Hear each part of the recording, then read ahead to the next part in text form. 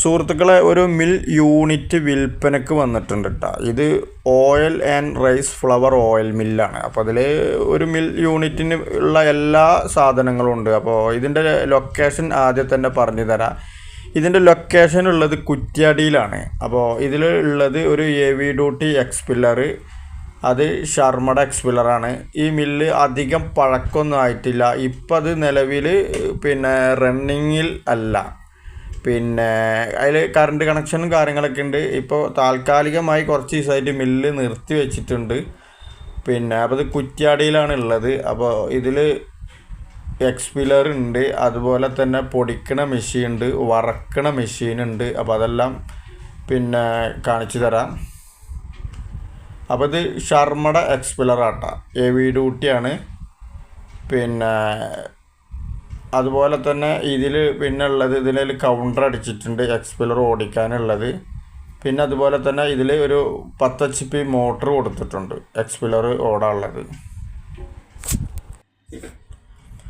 അതുപോലെ തന്നെ ഇതിൽ ഉള്ളത് ഒരു പാനൽ ബോർഡും കാര്യങ്ങളും ഉണ്ട്. ഓൾറെഡി നമ്മുടെ മില്ലിൻ്റെ അത്യാവശ്യം നല്ല ന്യൂ ജനറേഷൻ പാനൽ ബോർഡാണ്.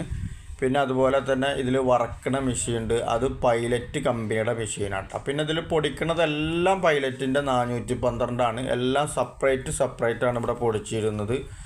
4 പൊടിക്കണോളം മെഷീനുണ്ട്, അത് 412 മല്ലി, അരി, അതുപോലെ തന്നെ മല്ലി, മുളക്, മഞ്ഞൾ, അങ്ങനെ 4 സെപ്പറേറ്റ് ആയിട്ടുള്ള പൊടിക്കുള്ള മെഷീൻ ഉണ്ട്. അത് നനച്ചരിയുടെ സ്റ്റീലിൻ്റെ മെഷീനാണ്.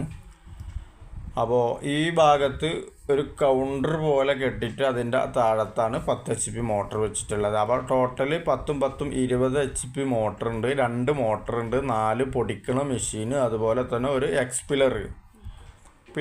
ഇതിൽ ഉള്ളത് എന്താണെന്ന് വെച്ചിട്ടുണ്ടെങ്കിൽ ഡ്രയറുണ്ട്. ഈ മെഷീനൊന്നും അധികം ഓടിട്ടില്ല കേട്ടോ. പൈലറ്റിൻ്റെ 412 ഫ്രണ്ട് ലോഡും ഉണ്ട്, ബാക്ക് ലോഡും ഉണ്ട്.